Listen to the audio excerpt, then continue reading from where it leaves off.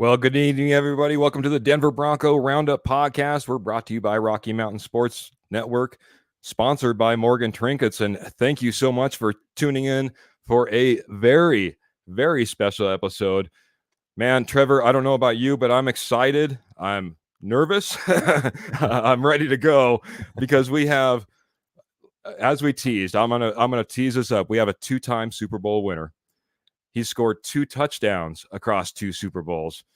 I'm telling you, he is known as, well, this will give it away right now, the human plow. Trevor, are you excited? Absolutely. I am pumped. Guys. Again, you're going to love this guy. I told him backstage. He's still loved in Denver and the Colorado region, so we can't, wait to get him on here and hear what hear what he has to say, and nothing but love for this guest. So I hope you guys enjoy. All right. No further ado. We got to welcome him in. The one, the only, the human plow, Mr. Howard Griffith. Welcome to the show, sir. Hey, I appreciate it. How you guys doing tonight? Doing fantastic, sir. Doing fantastic. How are you doing? I can't complain. Just got off of probably, what was it, like 18 days on the road watching Big Ten football. I didn't make it out to the West Coast. Otherwise, I'd have stopped in Denver, hung out, and spent a little time there. But I spent time with I can't even say it, the original 14 Big Ten teams. Now that we have 4 more that come off the West Coast, and UCLA, USC, Washington, and Oregon. So just been traveling around and watching a lot of football for the last couple weeks. Yeah, absolutely. You've been a staple over there. We'll start off there real quick. You've been a staple over there on the Big Ten Network, given it for 17 years? 17 years now? 17, 18, but who's counting? Okay, 17, 18. It's been a long time. I've not done anything for 17 or 18 years, and that includes going to school. Fair enough. Really quick, because Broncos country, like Trevor said, they love you. We want to see more of you. Tell us how we can see you, when we can see you. Well, we got you right here.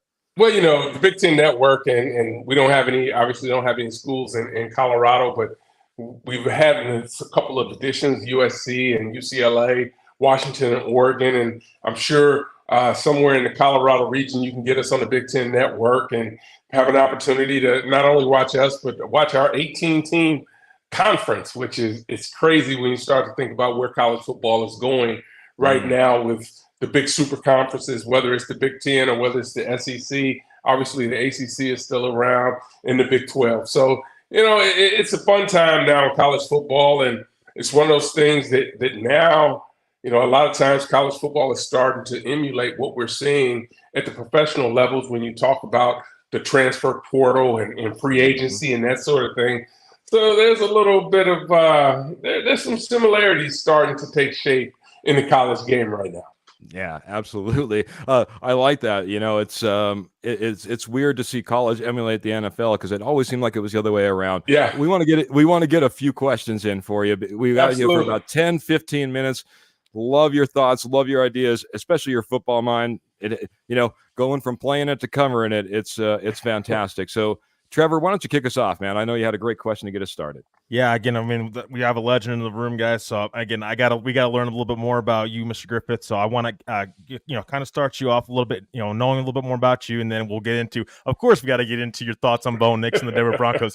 But I just want to hear, when did it first start for you? When did your love and your passion first start for the game of football? Again, like he said, and then as you've explained, you've been, playing, a while. Now you're covering college football. You're covered the NFL a little bit as well. When did your first, passion and love to kind of start for football just in general?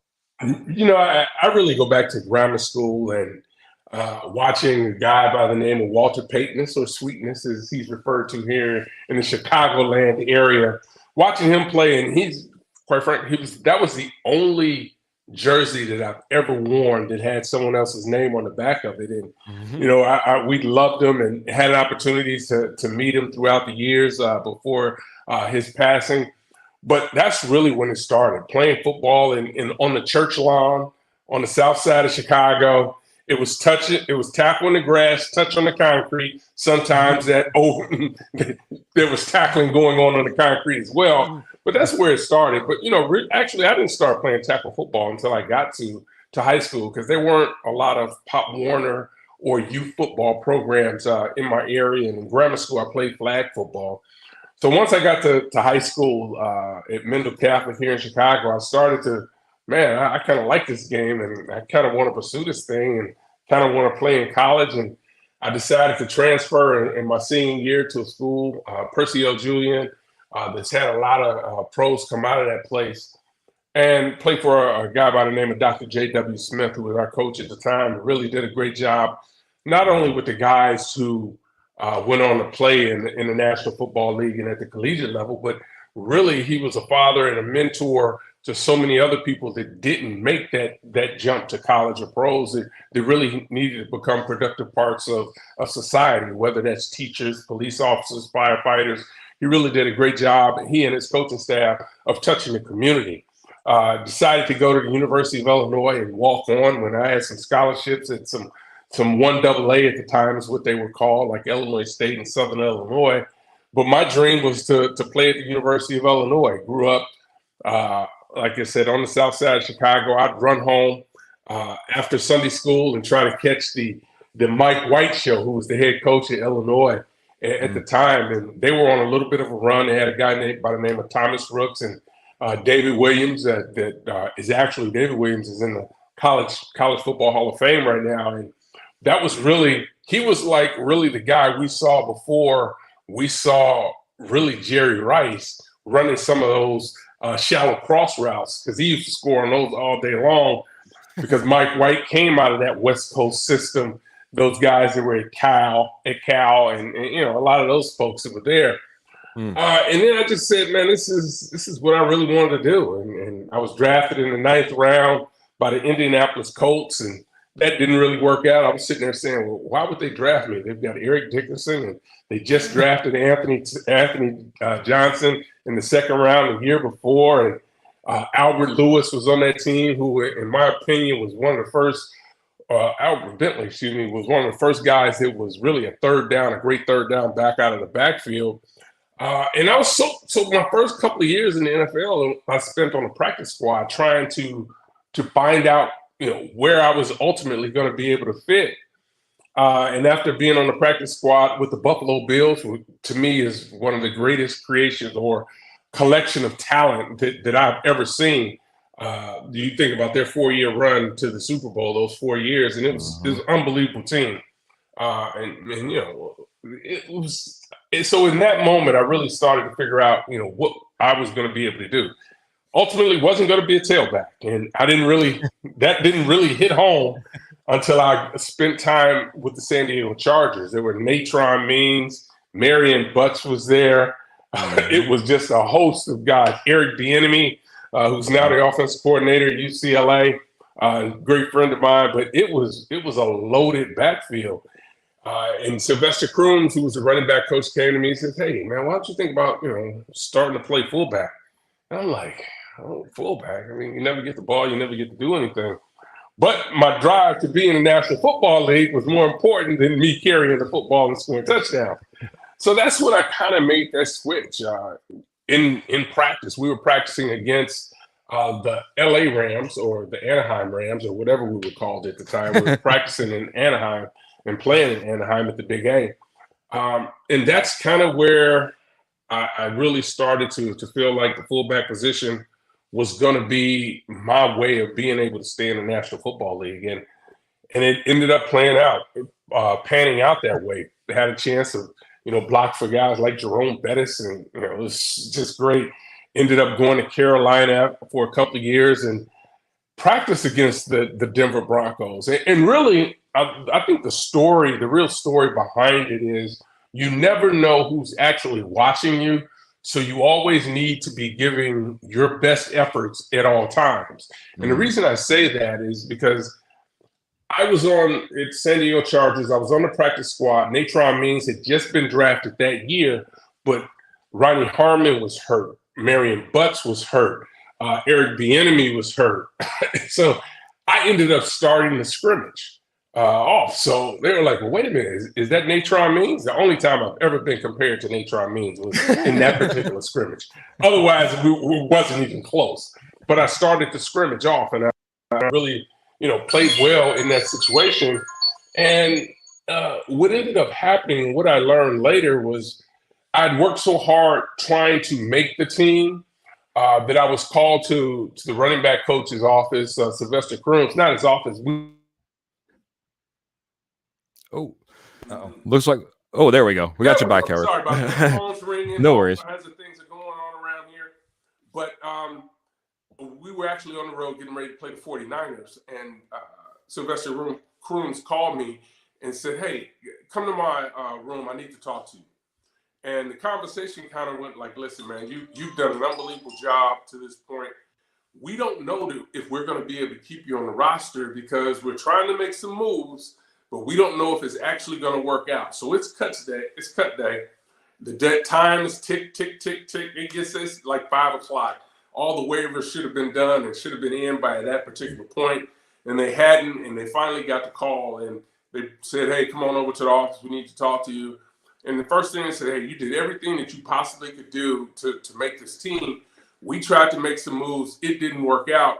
But I can tell you right now, either the 49ers, the Rams, or Miami is going to claim you off waivers. So you're going to be somewhere because they've all been interested in what you do. And the Rams ended up claiming me off the waiver wire. And I go there, and there is where my journey began at the fullback position, doing some blocking for Jerome Bettis. And you know, the rest of it became history. So, I mean, it was a little bit of it was a fun time. It was a challenging time at the moment. But my desire, again, to play in the National Football League is really what made everything go. Fantastic, man. Took us all the way from those grammar school days all the way up to, really getting the big opportunities in the NFL and knowing where your place was and how you fit. And, at the same time, kind of realizing that, the hard work that Howard Griffith put in, it was paying off, that it made that we kind of ensured the fact that, and we'll see if Howard gets his connection back here, but kind of ensured the fact that all that hard work that he'd been putting in, really paid off and was able to land on an NFL team, even if it wasn't the one he was truly trying out for and trying to be on, right, Trevor? Yeah, absolutely. Keith, and like how Mr. Griffith explained, it's just you keep trying, you keep chasing your dream, no matter where you end up. Keep chasing, and you end up blocking for some of the best players to ever play the game. So it's just such a cool story to hear that, and I'm excited to hopefully we'll get to that. Ask Mr. Griffith more questions as he gets his connection. Hopefully back. But yeah, I mean, just again, detailed story, love it. Love hearing his story, some of his background, and can't wait to hear even more from Mr. Griffith. And again, just such a just goes to show you, just in life in general, keep yourself up, always keep being positive as much as you possibly can, because you just never know where you're going to end up. And there might be a position out there that you thought maybe wasn't out there in the beginning, but you found yourself a team, and guess what, you got 2 Super Bowls out of it. So I think that just details a lot from Mr. Griffith on maybe that's something we should all take away from his story, is keep trying, keep it on, stay positive, and you never know what's going to happen. Yeah, looking back and kind of getting ready for the show, and before Howard was able to join us, one of the things I kind of researched was the fact that this wasn't the first time that he'd been asked to be switched to fullback. He actually, all the way back in high school, was asked to switch to fullback because they thought they had a up and coming running back that needed the spotlight, and quite honestly, Howard Griffith denied at that point. He says, honestly, it was a place of maturity. Once the opportunity came back around and he realized that was his best opportunity to make it in the NFL, he took that chance and he ran with it. And he's back. He took it and ran with it, and he's ran right back on the screen. Welcome back, sir. Sorry about that, guys. Sorry about that. No worries. Things come about. I'm a little old. I don't know how to figure all this kind of stuff out, so bear with me. Technology. Well, if the beard tells you anything, Howard, yeah, I'm right there with you. I'm not the youngest man in the group, and I have my struggles as well. You talked a lot about your career. I want to make it maybe a little bit tougher on you. I'll make a real rapid fire question. I'm going to give you 4 dates, and I want you to tell me your favorite date, why, and maybe tell us a little bit about why. And maybe if you can, a backstory maybe Broncos fans haven't heard. Okay. So I'm going to give you September 23rd, 1990. April 22nd. Oh, but I'll fill Broncos fans in case they don't know. 8 TDs scored on that day by Mr. Howard you gotta Griffith. give us all more information, right? Okay. Well, if you want the full information, here, I got it for you right here, I think. September 23rd, 1990, 8 touchdowns. Number 15, Illinois, went up against Southern Illinois, the team that you decided not to take the scholarship to. This is true. You walked on to Illinois, right? And broke the record. It was 7 touchdowns held by 2 different people. We had Arnold Boynton. Yep. And a little guy named Jim Brown out of Syracuse as well. You beat his record. 21 carries, 208 yards, 8 touchdowns. His 8 touchdowns, 5 yards, 51 yards, 7 yards, 41 yards, 5 yards, 18 yards, 5 yards, and 3 yards. He just wasn't a goal line guy. He ripped off some big ones that day too. So hold on. So I got to give you some background on that game because go right ahead. I'm responsible for 9 touchdowns in that game. Here's the backstory, right? We're backed up. We're inside our own 20. And we have a strong right call. So I'm lined up on the right side, and I'm going to do a draw play to the left. So I should have the ball in my left arm because I'm going left. But because I'm such a hard-headed individual, I was more comfortable keeping the ball in my right arm. A linebacker by the name of Kevin Kilgallen is running. He blitzes, hits it perfectly, and takes the ball out of my arms. Oh. I turn to try to catch him, and I get nailed right in the ear hole, and he runs it in for a touchdown. So my day did not start off as well as you would have thought after scoring 8 touchdowns. We were down, I think, 21-0 or 21-7, and we had a pretty good team. We were, I think, ranked 10th in the country at that time, and we had our eyes set on playing Colorado, where Eric Bieniemy and that group, and was really looking forward to that and really wasn't focused in. And there's the lesson. You got to take all of your opponents seriously and not be looking ahead in what you're trying to do. All right, what's next for us? What's the next one? I got April 20th. That's not the best one. All right, April 22nd, 1991. That was the day you were drafted by the Indianapolis Colts, got your opportunity in the NFL. January 25th, 1998, your first Super Bowl win. And January 31st, 1999, that second Super Bowl win, the one which you scored 2 touchdowns in. What's your favorite date, sir? Wow. I'm going to tell you something. It really is the first Super Bowl that we won because, there was so much surrounding it, and people weren't giving us an opportunity. The NFC had been dominant up to that point in Super Bowl appearances, and nobody was giving us a chance to get Brett Favre, which I get it. I understand. When you look at our offense, who do we really have that were former first-round picks, right? It was John Elway and Gary Zimmerman. Shannon probably was the highest pick other than that had a name, but the rest of us had been drafted or played other places and had to come to Denver to win a championship. A team that was put together, I say this all the time, obviously Mike Shanahan was the head coach, but Neil Dawlings and, Jack Elway and his partner in crime were some of the real people that put that team together. And, it was really an amazing group of players at that particular point. Because like I said, we had all been at different places and not stuck with those teams for whatever reason. But then we got to Denver and everything kind of fit. You had guys like Rod Smith, who was on the practice squad and came out of nowhere, even though there were some former first-round picks that were on that roster. And Rod scores a touchdown, catches a huge touchdown catch, and never looked back. Or Ed McCaffrey for his great blocking that he did all the time, or Dwayne Carswell, Terrell Davis. The list of names goes on and on. And, Tommy Nalen at the center position. It was just some really, Habib at guard. It was just really a great collection of players that were put together that had one common goal, to go out and try to chase a championship. And the reason I say that's probably more satisfying than anything else is because nobody really believed. The second year, I think if you asked any of the players, it was daunting. It was, I mean, every week, we were running off game after game, and one of the things you start to play mind games with yourself, saying, is the pressure, because people were saying, is the pressure building? Is it building? The truth is, absolutely, it was building each and every week. And the best thing that happened to us is that we lost the game, because the pressure, we're still trying to say, well, it's no big deal. It's one game at a time. We can take care of business. But that really wasn't the case.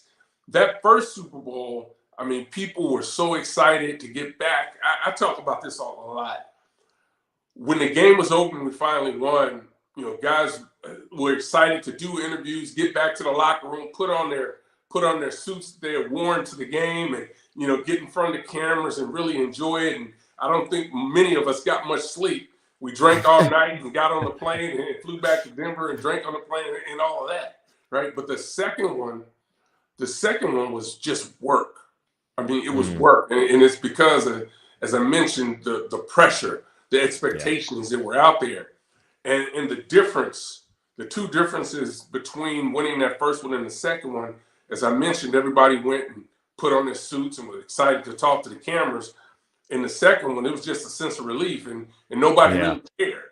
Everybody was just like, whatever. This guys went back to the hotel in their uniforms, didn't even change, or just put on shorts and headed back to because it was work. This is what we set out to do, and we achieved that goal. But the work that went into it that entire year was I don't think anybody, if you weren't in that situation, can imagine the pressure cooker that we were all in, no matter what position you played.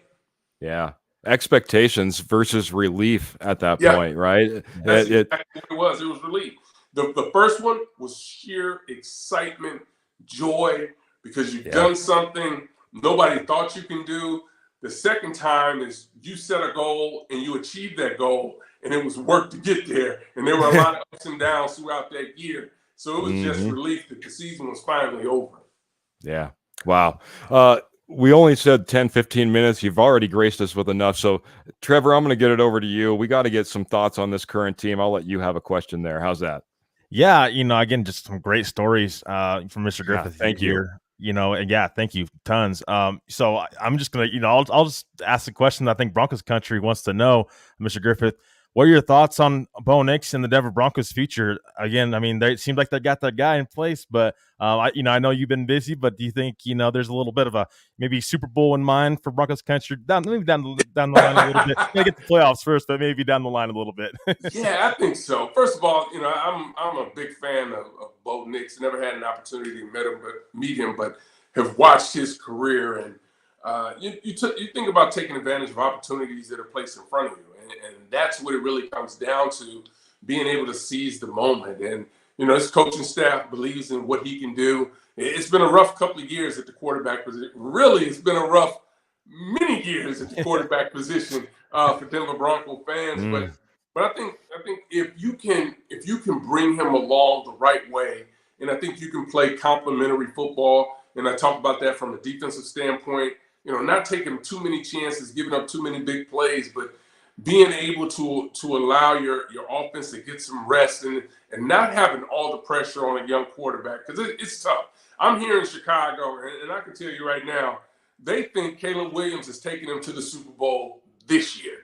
And that's immense pressure to put on young quarterbacks that have not played in the National Football League, because it is a much different world. I don't care how much success you've had at the collegiate level. It becomes another world when you're playing against grown men and you're playing against people who ultimately our job is to really slow you down and stop you. So I think it'll be a great process. They've got the quarterback they want. He's going to have a lot of help around him, and I think he'll have that. But it's just a matter of being patient. Like I said, anything. And I know from a fan standpoint, everyone wants to get back to the Super Bowl and hurry up and get there. But the reality is this: it is a hard process. You need to have a special team.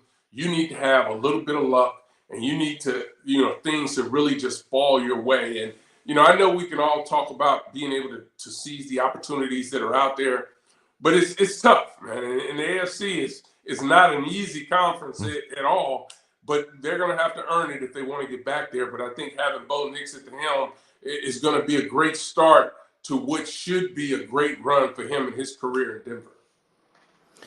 Howard, like I said, we said 10 to 15 minutes. You jumped off, you jumped back on. You've blessed us with a lot of time. I just want to say thank you so much. We appreciate you so much. Once again, if you have anything that you would like to tell us about, any organizations, where you're at, what you're doing, please take a little bit of time right here before we sign off. Again, thank you so every single moment that you've blessed us with tonight. Yeah. Hey, I'm just grateful you guys reached out. I think there's the lesson right there. Sometimes, we look at certain situations and we say, well, we don't know if that'll happen. But I think it takes courage to go and reach out sometimes to people, and you don't know what the response is going to be. But you have to take that risk sometimes. And I think I really appreciate you reaching out. And I know I was kind of back and forth and a little wishy-washy there for a minute because I just didn't know I was, doing the college football stuff and trying to get guys into the schedule. But the reality is when people take the time to reach out and ask you to do something, the least you can do is respond. Whether it works for your schedule or not, at least you're able to respond to them. So to me, the lesson in it all is ask for the things that you would like to have, and you never know what the answer is going to be. And I think we had a great time to spend some more time. So much fun that I know I have to come back and join you guys during the season, and I look forward to doing that too as well. That sounds wonderful. We appreciate that offer right off the bat. And appreciate you pointing out, it's tough. We're a little podcast trying to reach out. You're a big fish, man. Thank you so much for coming on here, being a part of the show. We would gladly have you back on. Have a great night. Have a great, time over there on the Big Ten. Out there, chopping it up every single Saturday. So enjoy yourself, and we'll be tuning in as well, okay? All right, guys. Take care and have a great rest of the week and enjoy your weekend. Can we get one mile high salute before we get out of here? Absolutely. All right. Thank you, sir. Have a great night. We'll talk soon.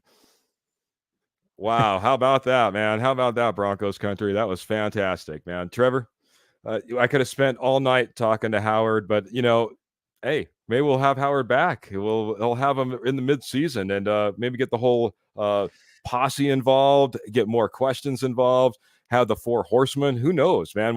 It'll be great to have him back. But what a pleasure it was to have Howard Griffith on the show tonight. How about that? Yeah, I mean, again, just such a class act, and just, again, he just amazing. I mean, he's amazing. When we were backstage with him as well, Keith, just it was such an honor to be able to get to interview such a great guy. I know, he played in the NFL. He's got such an amazing career, but Keith, he just is just such an amazing guy. And again, he took the time to put into this, even if it was 10, 15 minutes, he done such a great job and just detailing everything that he was, any of the questions that we had for him. And we had some questions that we didn't, unfortunately get to ask him, but hopefully you'll get to ask him down the road, and can't wait for him to join us again, because again, he was just such an amazing guest, the class act, and nothing but love for Mr. Howard Griffith. And I can't wait to have him back. Yeah. One other thing, I'll just say, everybody that is still tuned in, stay tuned in for just a few more seconds. I'm not doing any sponsorship reads. I want to tell you about something actually really important. And that's the fact that, reaching out to Howard Griffith, I did reach out to see if maybe we could transact in some way and get something from Howard Griffith. If that be the case, it's not going on this back wall. It's not going on the shelf. It's going out to you guys, and we'll figure out a way to get it out to you. I'll let you guys know if and when that comes about. As Howard even pointed out, he was a little wishy-washy in his conversations at times. It's the reason we weren't even sure if we were going to go live, and we're a little bit late this evening. But I also just want to say thank you, Posse, for joining the show. I apologize that we couldn't get all of the questions. We had to get a few of them kind of lined out. We only had limited time, but I'm telling you, I know that Howard Griffith absolutely loved that you guys were here, that you were responsive, that you were showing him love, that you were asking for that mile high salute. We appreciate you joining the show and being part of this interaction. Hope you guys loved it. We hope to bring you more like this in the future if we possibly can. So, Trevor, any last words before we get out of here? Because we're going to keep it short. We had Howard, and that's what this show is all about. Yeah, man, Mr. Griffith, he was the spotlight of our show tonight. Again, we want to continue to bring you guys more special guests and, more players. Again, I think it's important to get the players' perspective on, what they went through, through more successful seasons, or maybe some of the struggles they went through, during their playing career, and just how they overcame those. So I think it was very important to point that out. And I hope all of our fans really enjoyed it, because I know I certainly enjoyed it. And man, the time went by so quick, and the questions, went by a little quick as well. Can't wait to get Mr. Howard Griffith back on here again and talk more football with him and talk more life with him. Again, just such a great guy. Nothing but love and praise for him. And make sure to go check him out. Big Ten football. He's done such a great job breaking that down as well. And can't wait to see him this season and everything he's got going as well. But I hope everybody in the posse enjoyed it. And I know I certainly did, Keith, and I'm sure that you did as well. Oh yeah, totally a great time hanging out. Not very often that you get to hang out and talk to a legend like Howard Griffith. Literally, thought he was going to win Super Bowl MVP at one point because of the 2 touchdowns, and I thought he had an opportunity for a third. Maybe that's something we could talk about in the future. Roy Osborne's loving it. Thank you so much, Pearl. By the way, Morgan Trinkets, check out Morgan Trinkets for all your Southwest jewelry, Southwest pottery, estate gold wholesale prices. Morgan Trinkets over on Facebook. You can't miss them. Please go check those guys out. Appreciate all the love, guys. Especially coming in really late, and I hope I didn't miss too many others as Howard Griffith was on the screen. But Michael Ronquillo just dropped 500 stars as we're walking out the door. Michael, thank you very much. Appreciate the love and support that you guys show, and like I said, truly want to find ways to pay it back. Hopefully Howard Griffith can come through for us, and I can get you guys, one of you guys or gals, a fantastic, I guess, get a fantastic prize, something that you can value coming right from Howard Griffith. Again, keep you in the loop on that. No promises. That's completely up to him and his love and his heart and what he would like to do. And I don't fault him if whichever direction he goes. I don't want to put anything on him. Thank you, Broncos country. Appreciate you so much. Like I said, another fantastic episode, a special episode. Make sure to always catch all our episodes. We're on Tuesday, Friday, 7:15 Mountain Standard Time. Right here on the Rocky Mountain Sports Network. We hope to be bringing you more stuff like this as well. So boys, gals, boys, gentlemen, guys, gals, everybody, I'm all wound up because of this show tonight, but we're going to get out of here DBR way. And remember, keep your feet in the stirrups, keep your guns in your holsters, and of course, keep the Broncos in your hearts. Mile high salute it like Howard Griffith. We're getting out of here. Until next time. Tomorrow night. See you then, guys. Good night.